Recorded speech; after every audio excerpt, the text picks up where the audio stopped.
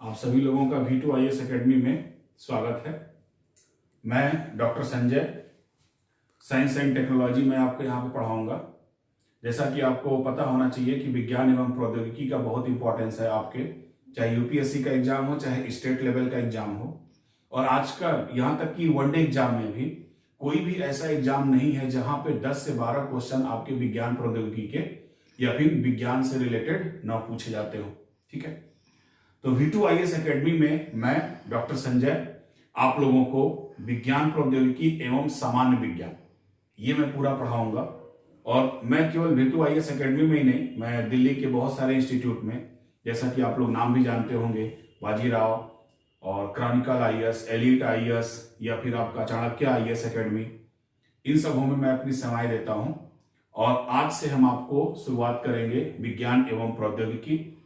ठीक है, तो सबसे पहले हम सिलेबस के बारे में जानकारी लेंगे, उसके बाद फिर हम क्लास के बारे में डिस्कस करेंगे। आपको जैसे पता है कि आपका एग्जाम जो होता है प्री होता है और मेंस होता है। तो जो प्री एग्जाम्स होते हैं, प्रीलिम्स एग्जाम, और जो आपके मेंस एग्जाम होते हैं, अलग अलग डिवाइड है।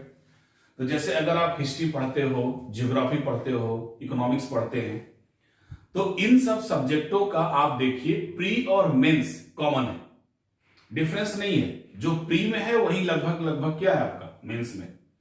लेकिन विज्ञान एवं प्रौद्योगिकी के क्षेत्र में क्या है, प्री बिल्कुल अलग है और मेंस बिल्कुल अलग है। ठीक है, तो प्री की अगर हम बात करें तो विज्ञान एवं प्रौद्योगिकी के प्री की क्लासेस में क्या होता है, प्री के सिलेबस में जो पहला टॉपिक इसमें पूछता है वो है आपका जनरल साइंस। सिलेबस में आपका यही नाम रहता है कि प्री के एग्जाम में क्या आता है, जनरल साइंस। और सामान्यतः हमारे दिमाग में एक ही कॉन्सेप्ट भरा हुआ है कि जनरल साइंस का मतलब होता है फिजिक्स, केमिस्ट्री और बायोलॉजी। ठीक है, होता भी यही। लेकिन जो एग्जाम में क्वेश्चन पूछे जाते हैं उस क्वेश्चन का क्राइटेरिया बिल्कुल क्या है, अलग है। नाम भले जनरल साइंस है, लेकिन जिस हिसाब से क्वेश्चन पूछे जाते हैं उस क्वेश्चन का क्राइटेरिया बिल्कुल अलग है। तो इस जनरल साइंस के अंतर्गत जो पहली चीज हम यहां पर पढ़ते हैं वो है हमारा लाइफ साइंस। लाइफ साइंस यानी कि जीवन का विज्ञान। अब इस लाइफ साइंस के अंतर्गत हम क्या क्या पढ़ते हैं, कौन कौन से टॉपिक इसके अंतर्गत आते हैं। तो लाइफ साइंस के अंतर्गत पहली टॉपिक है हमारा ओरिजिन ऑफ लाइफ।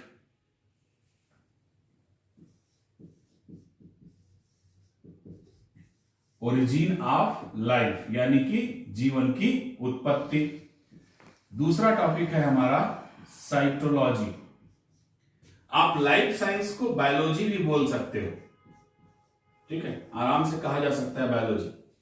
लेकिन जो यूपीएससी में हम लोग लाइफ साइंस पढ़ते हैं उसमें एक ही चीज होता है कि मानव से संबंधित जो विज्ञान होता है वही। साइटोलॉजी के बाद नेक्स्ट चैप्टर है इसका जेनेटिक्स। जेनेटिक्स के बाद हम लोग पढ़ते हैं ब्लड। ब्लड के बाद फिर हम लोग पढ़ते हैं ब्लड सर्कुलेशन। देन उसके बाद हार्ट। हार्ट के बाद फिर नेक्स्ट टॉपिक है हमारा एनिमल न्यूट्रिशन। ठीक, और उसके बाद फिर है हमारा डाइजेस्टिव सिस्टम।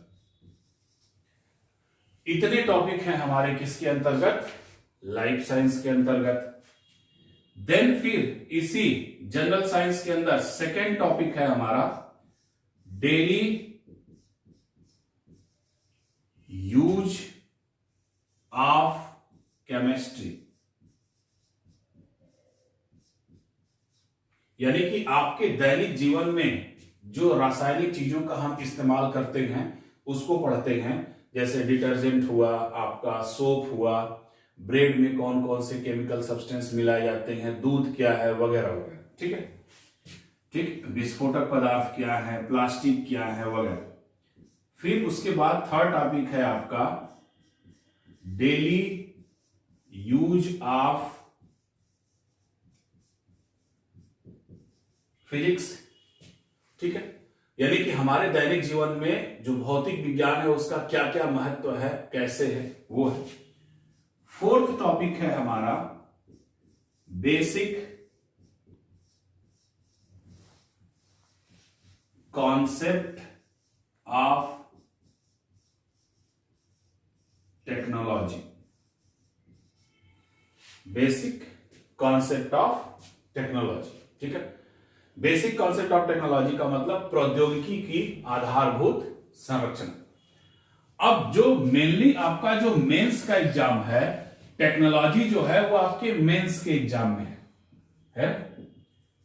जो मुख्य एग्जाम होता है, जो रिटन एग्जाम होता है, तो रिटन एग्जाम में ही हमारा टेक्नोलॉजी है। बट जितने भी रिटन एग्जाम में टेक्नोलॉजी के पोर्शन हैं, उसका मेन कॉन्सेप्ट क्या है, उसका बेस क्या है, उसका आधार क्या है, उसी से क्वेश्चन पूछे जाते हैं आपके प्री के एग्जाम में। इसमें पहला टॉपिक है हमारा बायो टेक्नोलॉजी, जिसको हम बोलते हैं जैव प्रौद्योगिकी। ठीक, दूसरा इसमें एक चीज और भी आप जोड़ सकते हैं, जनरल साइंस के अंतर्गत ह्यूमन डिजीज, यानी कि मानव रोग। बायोटेक्नोलॉजी के बाद दूसरा है आपका हेल्थ टेक्नोलॉजी, इसको हम बोलते हैं स्वास्थ्य प्रौद्योगिकी। थर्ड टॉपिक है इंडियन स्पेस प्रोग्राम। चौथा टॉपिक है हमारा डिफेंस टेक्नोलॉजी। फिफ्थ है हमारा न्यूक्लियर एनर्जी। छठा है हमारा नैनो टेक्नोलॉजी। सातवां है हमारा रोबोटिक्स। आठवां है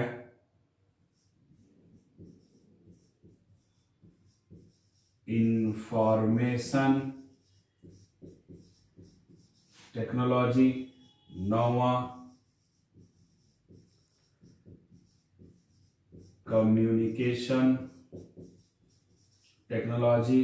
और 10वां है हमारा IPR, इसको हम बोलते हैं इंटेलेक्चुअल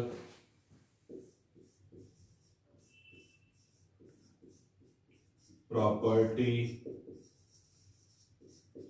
राइट।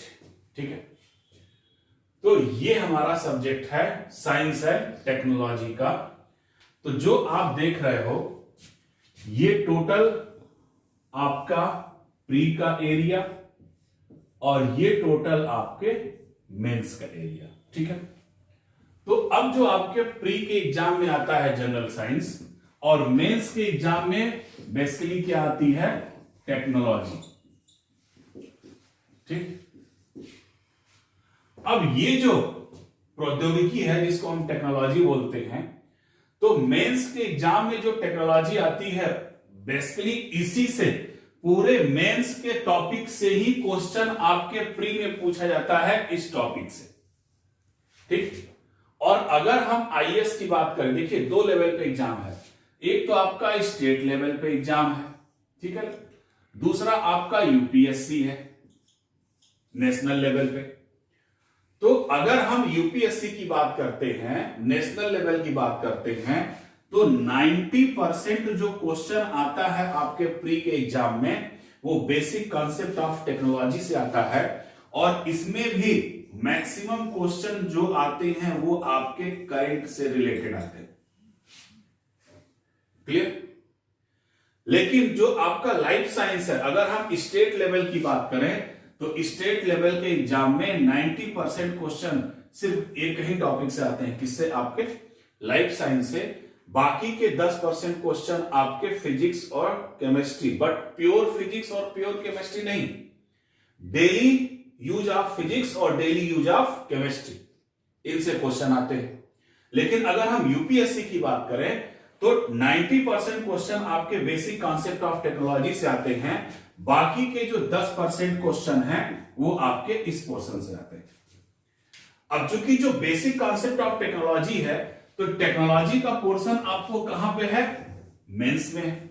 ठीक है, तो अगर ये सारे मेंस के हमको चैप्टर तैयार हैं अच्छे से, तो जाहिर सी बात है कि प्री के जनरल साइंस का 90% पार्ट हमारा क्या हो जाएगा? तैयार हो जाएगा।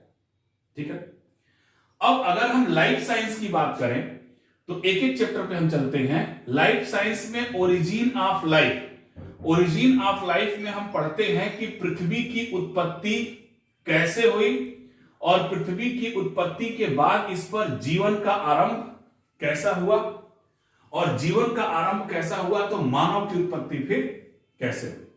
क्लियर? उसके बाद सेकेंड टॉपिक है साइटोलॉजी। साइटोलॉजी में हम कोशिका का अध्ययन करते हैं। कोशिका का अध्ययन मतलब कि प्रत्येक जीवधारी, चाहे जंतु हो चाहे पौधे हो, जिस सबसे छोटी चीज से बने हैं वह सबसे छोटी चीज कहलाती है कोशिका। तो कोशिका क्या है, कितने प्रकार की है, कैसे कोशिकाएं आपस में मिलकर एक जीव का निर्माण करती हैं, तो जो हम लोग दैनिक क्रियाएं करते हैं वही सारा काम एक कोशिका भी करती है, तो फिर हम लोग उसको पढ़ेंगे। जेनेटिक्स क्या होता है? माता पिता के लक्षणों का एक पीढ़ी से दूसरे पीढ़ी में जाना कहलाता है जेनेटिक्स या आनुवंशिकता। तो कैसे लक्षण माता पिता से बच्चों में पहुंचते हैं उसके बारे में हम लोग इसमें डिस्कस करेंगे। नेक्स्ट टॉपिक जो आपका ब्लड, जिसको हम बोलते हैं रक्त, ठीक है, या इसको हम बोलते हैं रुधिर। तो हम देखेंगे इस चैप्टर में कि ब्लड क्या है। ठीक है, फिर ब्लड की मात्रा के कितनी होती है, ये कैसे होते हैं, अम्ल होते हैं कि क्षार होते हैं, फिर कितने प्रकार की ब्लड कोशिकाएं होती हैं और इनके कार्य क्या क्या है। ठीक है, जैसे मान लीजिए आप समझते हो ब्लड बी पॉजिटिव अगर किसी का है तो बी तो ब्लड ग्रुप है, ये आर प्लस क्या होता है। तो ब्लड के बारे में सारी जानकारी हम इस चैप्टर में पढ़ेंगे। क्योंकि हमारे शरीर का जो ब्लड होता है, ब्लड के माध्यम से ही जो पदार्थ होते हैं एक स्थान से दूसरे स्थान तक जाते हैं। ठीक है, तो ब्लड के परिवहन के थ्रू ही क्या होता है, आपके शरीर में पदार्थों का आवागमन होता है। तो कैसे होता है उस ब्लड सर्कुलेशन में पढ़ेंगे। किन किन अंगों के द्वारा होता है? हार्ट के द्वारा होता है। ठीक है, फिर उसके बाद हम पढ़ेंगे नेक्स्ट टॉपिक एनिमल न्यूट्रिशन। इसको हम बोलते हैं जंतु पोषण, इसको बोलते हैं। क्लियर? जंतु पोषण में हम क्या पढ़ेंगे कि ऐसे पदार्थ जो मानव जीवन के लिए अत्यंत आवश्यक होते हैं अपने जीवन को सरवाइव करने के लिए, जैसे हमारा कार्बोहाइड्रेट हो गया, प्रोटीन हो गया, फैट हो गया, विटामिन हो गया, मिनरल्स हो गए, वाटर हो गया, सॉल्ट हो गया। तो इन सब चीजों को हम किस में पढ़ेंगे? जंतु पोषण में, एनिमल न्यूट्रिशन में। हार्ट के बाद फिर जो कुछ भी हम खाते पीते हैं उनका डाइजेशन कैसे होता है, पाचन कैसे होता है, किस किस प्रक्रिया के थ्रू ये होता है और किस किस अंगों में होता है, उसको हम किस में पढ़ेंगे? डाइजेस्टिव सिस्टम यानी पाचन तंत्र में पढ़ेंगे। लास्ट में हमारा आता है मानव रोग, ह्यूमन डिजीज। तो रोग कितने प्रकार के हैं, किन किन के द्वारा रोग मानव में फैलता है। जैसे अभी थोड़ा सा एग्जांपल के तौर पे मैं बता दूं कि एक बड़ा कॉमन रोग चल रहा है जिसको हम बोलते हैं कोविड-19। इस कोविड-19 का नाम रखा है किसने? WHO ने। और इसका जो पुराना नाम है nCoV, नोवल कोरोना वायरस, जब शुरू में आया था।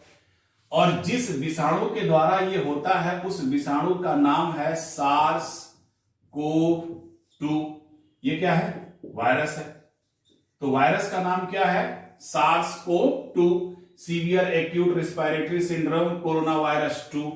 ठीक है, क्योंकि सार्स की बीमारी पहले से ही थी, जो पहले 2012-13 में इसको खोजा गया था। अब ये दूसरा स्ट्रेन है कोरोना का। तो ये जो सार्स कोव है, ये क्या है? एक प्रकार के वायरस हैं जिनको हम विषाणु बोलते हैं। रोग का नाम WHO ने क्या रखा है? कोविड-19, जिसको आप लोग भली भांति जानते हैं। एनकोव शुरू में जब दिसंबर 2019 में है, तब शुरू में नाम रखा गया था एनकोव, नोवल कोरोना वायरस, यानी एक नए प्रकार का कोरोना वायरस। तो उसी तरीके से हम डिजीज में कई प्रकार की डिजीज को पढ़ेंगे, जीवाणु से संबंधित, विषाणु से संबंधित, ठीक है ना, फंगस से संबंधित वगैरह वगैरह। फिर उसके बाद कुछ आनुवंशिक रोग भी पढ़ेंगे जो माता पिता से बच्चों में जाता है, और कुछ ऐसे भी रोग पढ़ेंगे जो एक दूसरे से मिलने से नहीं होता है। अक्सर जीवाणु और विषाणु के जो रोग होते हैं वो संक्रामक रोग माने जाते हैं, वो एक दूसरे में फैलते हैं। जैसे कोरोना वायरस एक व्यक्ति को हो गया तो उससे दूसरे को भी हो सकता है, लेकिन कैंसर हुआ, डायबिटीज हुआ, हेपेटाइटिस हुआ, ये सब रोग एक व्यक्ति से दूसरे व्यक्ति में कभी नहीं फैलते। ठीक है, तो उस रोग के बारे में पढ़ेंगे। जब मानव रोग के बारे में हम चर्चा कर रहे थे तो मैंने आपको बोला था कि मानव रोग, तो मानव रोग के अंतर्गत हम पढ़ते हैं जीवाणुओं के। देखो, मानव जो रोग होता है दो प्रकार का होता है, एक इन्फेक्शनल होता है जिसको हम संक्रामक बोलते हैं, दूसरा नॉन इन्फेक्शनल होता है जिसको हम गैर संक्रामक बोलते हैं। तो जो संक्रामक रोग होता है वो जीवाणुओं के द्वारा भी होता है, विषाणुओं के द्वारा भी होता है, प्रोटोजोअन्स के द्वारा भी होता है और कवक के द्वारा भी होता है। लेकिन जो गैर संक्रामक रोग होते हैं वे एक व्यक्ति से दूसरे व्यक्ति में नहीं फैलते हैं, लेकिन जो संक्रामक रोग होता है वो एक व्यक्ति से दूसरे व्यक्ति में फैलता है। तो संक्रामक रोग में सबसे बड़ा एग्जांपल अभी जो लेटेस्ट चल रहा है, जैसे कोरोना वायरस। तो कोरोना वायरस अब डायरेक्ट नहीं पूछेगा आपके एग्जाम में कि कोरोना वायरस क्या है ना, सीधे पूछेगा कि कोरोना वायरस के द्वारा रोग कौन सा होता है। तो कोरोना वायरस द्वारा जो रोग है उसका नाम है कोविड-19। किसने दिया? WHO ने। और जब शुरू में ये रोग चाइना में फैला था तब चाइना ने इसका नाम रखा था NCOV, नोवल कोरोना वायरस। ठीक है, अब ये जो कोरोना डिजीज है जिसको हम कोविड-19 बोलते हैं, एक वायरस होता है, उस वायरस का क्या नाम है? SARS-CoV-2, severe acute respiratory syndrome corona virus 2। क्योंकि सार्स नामक बीमारी ये बहुत पहले मिली थी, सऊदी अरब में इसको भी देखा गया था, जो कि कोरोना के वायरस से होता है और इसमें निमोनिया जैसे लक्षण उत्पन्न होते हैं। बट ये जो नया आया है SARS-CoV-2, ये भी निमोनिया जैसे लक्षण उत्पन्न करता है, लेकिन डेंजरस निमोनिया जैसे लक्षण उत्पन्न करता है, जिससे लगभग मौत हो जाती है अगर बॉडी की इम्यूनिटी स्ट्रांग ना हो। तो नॉन इन्फेक्शनल में, गैर संक्रामक रोग में हम पढ़ेंगे कैंसर क्या होता है, डायबिटीज क्या होती है, हेपेटाइटिस क्या होती है, यानी ऐसे रोग जो एक व्यक्ति से दूसरे व्यक्ति में नहीं फैलते।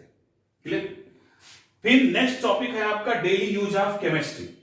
तो डेली यूज ऑफ केमिस्ट्री में हम क्या पढ़ेंगे? प्लास्टिक के बारे में पढ़ेंगे, रेसे के बारे में पढ़ेंगे, फाइबर के बारे में पढ़ेंगे। दूसरा, आपके ब्रेड में कौन से केमिकल्स मिलाए जाते हैं, खाद्य पदार्थ जितने भी प्रकार के हैं उन खाद्य पदार्थों में कौन कौन से रासायनिक पदार्थ मिलाए जाते हैं जो हमको नुकसान पहुंचा सकते हैं। जैसे आपने अभी कुछ दिन पहले सुना होगा कि मैगी में मिलाया गया था मोनोसोडियम ग्लूटामेट, जिसमें लेड भी मिला था, जो हमारे लीवर को नुकसान पहुंचा रहा था, ब्रेन को नुकसान पहुंचा रहा था। तो ऐसी चीजों को हम डेली यूज ऑफ केमिस्ट्री में पढ़ेंगे। फिर थर्ड टॉपिक है आपका डेली यूज ऑफ फिजिक्स। तो डेली यूज ऑफ फिजिक्स में देखिए, तो इसमें कुछ ज्यादा नहीं पढ़ना होता है, इसमें कुछ ही चीजों को डिस्कस करना होता है, जैसे पार्टिकल फिजिक्स,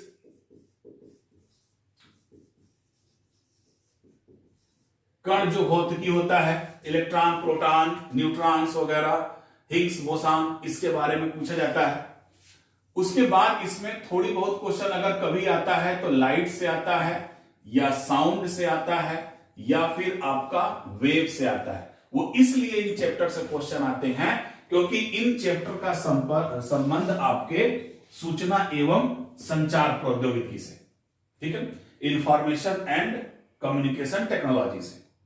तो फिजिक्स में बेसिकली इन्हीं दोनों पार्टों को हमको क्या करना पड़ता है? डिस्कस करना पड़ता है। ठीक है, और आपको बेसिक कॉन्सेप्ट ऑफ टेक्नोलॉजी मैंने बता ही दिया। अब चलते हैं मेंस के टॉपिक पे। मेंस में हमारा पहला टॉपिक है बायोटेक्नोलॉजी। तो बायोटेक्नोलॉजी मींस जैव प्रौद्योगिकी। जैव प्रौद्योगिकी का मतलब यह होता है कि तकनीकी के द्वारा हम जीवों के डीएनए या जीन में परिवर्तन करके उनसे हम कुछ लाभदायक चीजों को क्या करते हैं, प्राप्त करते हैं। तो वही तकनीकी क्या कहलाती है, बायोटेक्नोलॉजी। जैसे अभी हाल ही के दिनों में आप लोगों ने पढ़ा होगा कि मधुबन गाजर जैव प्रौद्योगिकी के द्वारा इसको बनाया गया, जिसमें पोषक पदार्थों की जो मात्रा है, उन पोषक पदार्थों की मात्रा सामान्य गाजर से लगभग 40% क्या है, ज्यादा। तो ये किससे संभव हुआ, जैव प्रौद्योगिकी से।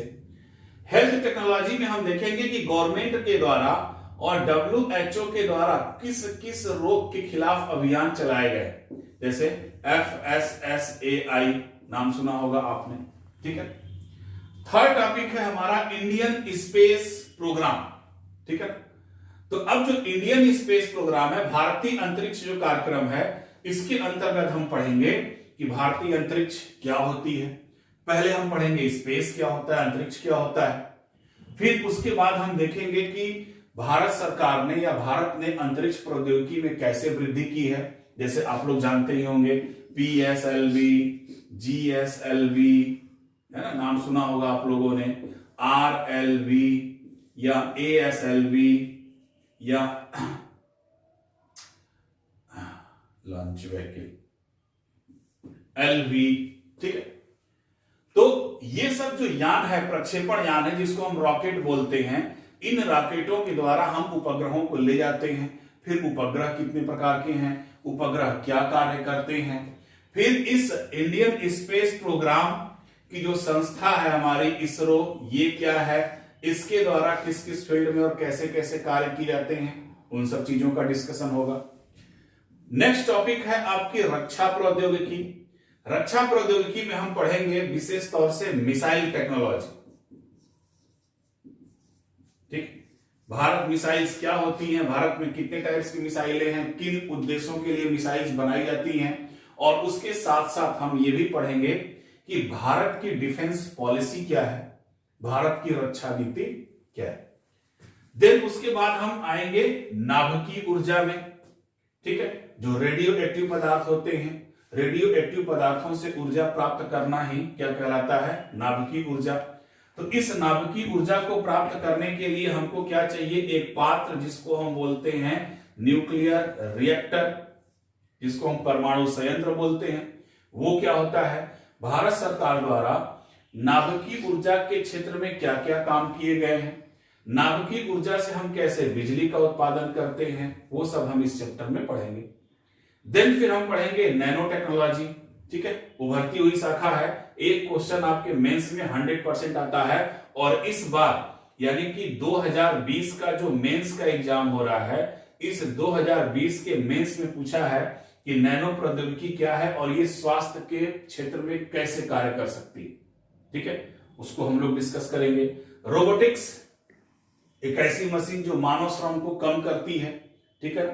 तो रोबोट क्या है, रोबोट की स्टडी ही कहलाती है रोबोटिक्स। और रोबोट भी किन किन फील्डों में काम कर रहा है, इसी के साथ जुड़ा होता है आर्टिफिशियल इंटेलिजेंसी, ठीक है। AI इसको बोलते हैं, आर्टिफिशियल इंटेलिजेंसी, कृत्रिम बुद्धिमत्ता रोबोटिक्स से संबंधित है, यानी मशीनों में खुद की सोचने की क्षमता डेवलप करना। देन बाद में है आपका सूचना प्रौद्योगिकी, और फिर है आपका संचार प्रौद्योगिकी। तो इस सूचना संचार प्रौद्योगिकी में बहुत सारी चीजें हैं, मोबाइल टेक्नोलॉजी है, तार युक्त सूचनाएं हैं, बेतार युक्त सूचनाएं हैं, वगैरह वगैरह, ठीक है। फिर नेक्स्ट टॉपिक है हमारा, जो लास्ट टॉपिक है, वो है IPR, इंटेलेक्चुअल प्रॉपर्टी राइट। इसको हम बोलते हैं बौद्धिक संपदा अधिकार। तो बौद्धिक संपदा का मतलब होता है कि आपके दिमाग की कोई उपज जिसपे आप ही का अधिकार होता है, उसी को हम बोलते हैं बौद्धिक संपदा अधिकार। तो इस चैप्टर में हम देखेंगे कि बौद्धिक संपदा अधिकार कितने प्रकार का है। जैसे आप पेटेंट का नाम सुने होंगे, कॉपीराइट्स का नाम सुने होंगे, वगैरह वगैरह, जियोग्राफिकल इंडिकेशन का नाम सुने होंगे, ठीक है। तो उन सब चीजों को हम इसमें डिस्कस करेंगे। अब रही बात, सबसे बड़ी समस्या क्या आती है कि जब आपको सिलेबस की जानकारी होती है तो सिलेबस की जानकारी के बाद फिर आता है कि हमारे पास सोर्स क्या क्या होना चाहिए जिससे हम विज्ञान एवं प्रौद्योगिकी को अच्छे से तैयार कर ले। तो सोर्स में पहला है आपका न्यूज़पेपर, ये सबसे बड़ा सोर्स होता है। ठीक, हिंदी मीडियम के हैं आप तो Dainik Jagran national addition paper आता है, उसको पढ़ते रहिए, आपका करंट तैयार हो। दूसरा सोर्स है आपका RS टीवी, राज्यसभा टीवी। इस पे 7:30 बजे प्रोग्राम आता है समसामयिक विषयों का, डेली मंडे टू फ्राइडे। तो आप उसको देखते रहेंगे तो उसमें केवल साइंस टेक ही नहीं, जितने भी समसामयिक मुद्दे हैं उन सब के बारे में चर्चा होता है। तीसरा जो सोर्स था हमारा वो कौन सा था? NCERT book. और ये सबसे ज्यादा इंपॉर्टेंट है। सबसे ज्यादा इंपॉर्टेंट क्या है कि अगर आप साइंस के विद्यार्थी नहीं हैं तो आपको एनसीईआरटी बुक तो पढ़ना ही पढ़ना है, लेकिन अगर आप साइंस के विद्यार्थी हैं तो भी आपको एक बार एनसीईआरटी बुक पढ़ना है। अब सवाल आता है कि किस क्लास का? तो एनसीईआरटी आपको पढ़ना है सिर्फ 9th एंड 10th क्लास का। कक्षा 9 और 10 की विज्ञान की आपकी जितने भी चैप्टर हैं उन सभी चैप्टर को एक बार पढ़ जाना है। तो अगर कक्षा 9 और 10 के साइंस का अगर आपने एनसीईआरटी बुक पढ़ लिया तो विज्ञान के प्रति आपकी समझ डेवलप होगी, आपका कॉन्सेप्ट डेवलप होगा, और जब कॉन्सेप्ट डेवलप होगा तो सारे के सारे चैप्टर अपने आप क्या होंगे? समझ में आने लगेंगे। ठीक है, तो ये 3 चैप्टर है, 3 सोर्स हैं आपके, न्यूज़पेपर, RS टीवी और एनसीईआरटी बुक। अगर आप इन तीनों को फॉलो करोगे तो केवल साइंस टेक ही नहीं, आपके दूसरे सब्जेक्ट के भी करंट अफेयर्स के क्वेश्चन तैयार हो जाएंगे। ठीक है, तो इतनी जानकारी थी हमारी किसकी? सिलेबस के बारे में, कौन कौन से टॉपिक्स में हम क्या क्या चीजें पढ़ते हैं इसके बारे में। ठीक है, तो अब आप जब कभी आपका क्लास का अनाउंसमेंट होता है, जब आपकी क्लास चलती है, तो हम पहले शुरू करेंगे किससे? जनरल साइंस से। और जनरल साइंस में हमारा जो टॉपिक शुरू होगा वो कौन सा? लाइफ साइंस का टॉपिक शुरू होगा। और लाइफ साइंस में हम शुरू करेंगे ओरिजिन ऑफ लाइफ, यानी कि जीवन की उत्पत्ति। ठीक है, एक क्वेश्चन आपके स्टेट लेवल के एग्जाम में इससे जरूर आता है कि जीवन की उत्पत्ति कैसे हुई। जीवन की उत्पत्ति के संबंध में एक ही कॉन्सेप्ट है, वो है AI ओपेरिन साहब का। 7 खंडों में उन्होंने लिखा था इसको, और उन्होंने एक कॉन्सेप्ट दिया था, कोई एक्सपेरिमेंट नहीं किया था। बाद में इन्होंने जो कहा था AI ओपेरिन साहब ने, इनके कहे के अनुसार फिर एक्सपेरिमेंट हुआ और ये देखा गया कि ओपेरिन साहब ने जो बोला था वो क्या है? बिल्कुल सही है। तो हम टॉपिक की शुरुआत, सब्जेक्ट की शुरुआत किससे करेंगे? लाइफ साइंस से करेंगे। लाइफ साइंस के बाद फिर हम किसको पढ़ाएंगे? टेक्नोलॉजी को पढ़ाएंगे। तो जाहिर सी बात है, अगर हम टेक्नोलॉजी को पढ़ाएंगे तो हमारा ये सब्जेक्ट क्या हो जाएगा? अपने आप तैयार हो जाएगा। ठीक है, और ये जो आपकी टेक्नोलॉजी चलेगी तो हर टॉपिक से जितने भी आज तक के करंट पूछे गए हैं वो टॉपिक के साथ ही हम डिस्कस करेंगे। जैसे बायोटेक में अभी तक कितने करंट पूछे गए हैं? बायोटेक के साथ करेंगे। हेल्थ में कितने करंट अभी हैं? सबके साथ करेंगे। तो फायदा क्या होगा कि आपके टॉपिक चलते, जैसे जैसे आपका टॉपिक चलेगा वैसे वैसे उस दिन तक, जिस दिन हम पढ़ाएंगे उस दिन तक क्या क्या करंट इशू हुआ है वो सब के सब आपके तैयार होते चलेंगे। और इसके साथ साथ आपके क्लास नोट्स में भी वो सब सारी चीजें क्या होंगी? मिलेंगी। ठीक है, देन उसके बाद फिर हम आएंगे, 2 दिन क्लास हमारी चलेगी basic daily use of chemistry पे, और 2 दिन क्लास चलेगी आपकी डेली यूज ऑफ फिजिक्स पे। ठीक है, तो इतनी आज तो सिलेबस के बारे में जानकारी थी। नेक्स्ट हमारी जब भी क्लास शुरू होगी, किससे शुरू होगी? ओरिजिन ऑफ लाइफ से। Okay, thank you.